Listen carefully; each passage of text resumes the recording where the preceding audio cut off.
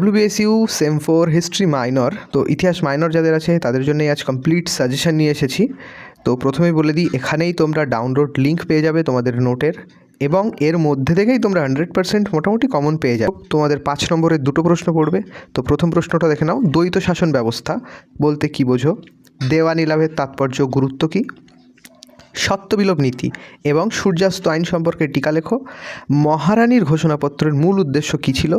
Mount ব্যাটেনের পরিকল্পনা, অবশিল্পায়ন, নীল বিদ্রোহের কারণ, খিলাফত আন্দোলন। আজাদ হিন্দ ফৌজের উপর একটি সংক্ষিপ্ত টিকা। ভারত ছাড়ো আন্দোলনের তাৎপর্য নিরূপণ করো। এবং শেষের প্রশ্ন যেটা তোমাদের আছে, ভারতীয় সংবিধানের প্রস্তাবনার গুরুত্ব বা তাৎপর্য কী লেখো। এরপর তোমাদের চলে আসে 10 নম্বরের প্রশ্ন। এখান থেকেও দুটো কোয়েশ্চেন আসবে তোমাদের, মানে আসবে 5-6টা, লিখতে হবে দুটো। তো বেসিক্যালি এখানেও আমি 10-12টা কোয়েশ্চেন দিয়েছি, দেখে নিতে পারো। প্রথম কোয়েশ্চেন, 1857 সালের মহাবিদ্রোহের প্রধান কারণগুলি আলোচনা করো। VBI একটা কোয়েশ্চেন। এরপরে সেম কোয়েশ্চেন আছে, 1857 সালের মহাবিদ্রোহের ব্যর্থতার কারণ ও প্রকৃতি বিশ্লেষণ করো। মোটামুটি সেম সিমিলার কোয়েশ্চেন, দুটোর মধ্যে থেকে একটা চলে আসে। এরপর আসবে বাংলার শিক্ষা ও সমাজ সংস্কার আন্দোলনে ঈশ্বরচন্দ্র বিদ্যাসাগরের অবদান। তো বেসিক্যালি তোমাদের এখানে কিছু কিছু থাকবে যেখানে ঈশ্বরচন্দ্র বিদ্যাসাগর ও অন্যান্য যে নেতাগুলো আছে বা সমাজ সংস্কারক আছে তাদের দর্শন ভিত্তির উপর একটা কোয়েশ্চেন পড়ে। তো চলো সেগুলোও দেখে নিই। 19 শতকে বাংলার সামাজিক ও ধর্মীয় সংস্কার আন্দোলনের রাজা রামমোহন রায়। এরপর আছে তোমার 19 শতকের সমাজ ও সংস্কৃতির নববঙ্গ বা ইয়ং বেঙ্গল যে আন্দোলন ছিল সেটা। তো এই 3-4টে থেকে একটা পড়ে যায়। 1793 সালে বাংলায় প্রবর্তিত চিরস্থায়ী বন্দোবস্তের মূল বৈশিষ্ট্য এবং গ্রামীণ সমাজে এর কী প্রভাব পড়েছিল, এটা তত ইম্পর্টেন্ট না, ছেড়ে দিতে পারো। এরপর যেটা আছে 7-এর দাগ দেখে নাও, সম্পদের বাহির্গমন বা ড্রেন অফ ওয়েলথ বলতে কী বোঝো। এটা খুব ইম্পর্টেন্ট, এটা আমাদের একটা বইয়ের উদাহরণ দিয়ে লিখতে হয়। ঔপনিবেশিক ভারতের অর্থনীতিতে প্রভাব ব্যাখ্যা করো। খুবই ইম্পর্টেন্ট 7-এর দাগটা। তো প্রথম 1-2 নম্বর থেকে একটা পড়বে। তারপর যে ঈশ্বরচন্দ্র বিদ্যাসাগর, রাজা রামমোহন রায়, ইয়াং বেঙ্গল আছে, 3টে থেকে একটা পড়বে।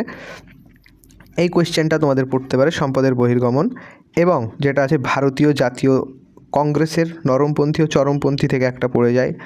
আর তাছাড়া যেটা আছে গান্ধীর 3টে আন্দোলন, অর্থাৎ অহিংসা অসহযোগ আন্দোলন, আইন অমান্য আন্দোলন এবং ভারত ছাড়ো আন্দোলন, 3টে আন্দোলন থেকে একটা তোমাদের পড়বে। তোমরা যদি মনে করো আমি দুটো কোয়েশ্চেনের অ্যান্সার দিতে চাই সম্পূর্ণ পরীক্ষায়, আমি দুটো পড়ে যাব, তো এই 3টে আন্দোলন পড়বে। এবং সম্পদের বহির্গমন অর্থাৎ 7-এর দাগ ও 1 আর 2।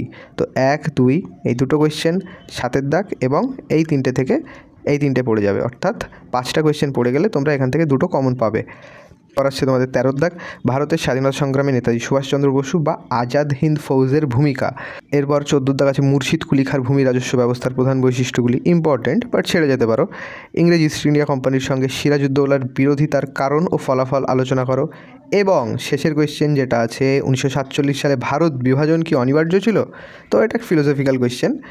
তো বেসিক্যালি এই প্রশ্নগুলোই তোমাদের আছে। এবার দেখে নাও তোমরা নিচে ডাউনলোড লিঙ্ক এখান থেকে তোমরা পেয়ে যাবে, এখান থেকে ক্লিক করলেই মোটামুটি ডাউনলোড করে নিতে পারবে। এর বলে দিই কীভাবে তোমরা আসবে। তো বেসিক্যালি এখানে আসতে গেলে তোমাদের চলে আসতে হবে আমার টেলিগ্রাম চ্যানেলে, নাম আপডেটস 4am, টেলিগ্রামে গিয়ে সার্চ করতে পারো, অথবা লিঙ্ক দেওয়া থাকবে ডিসক্রিপশন বক্সে, এটা সার্চ করবে @ লাগিয়ে, এখান থেকে সার্চ করে দেবে আপডেটস 4am, পেয়ে যাবে আমার চ্যানেলের লিঙ্ক। আজকের ভিডিওতে এই পর্যন্ত, দেখা হচ্ছে পরের ভিডিওতে।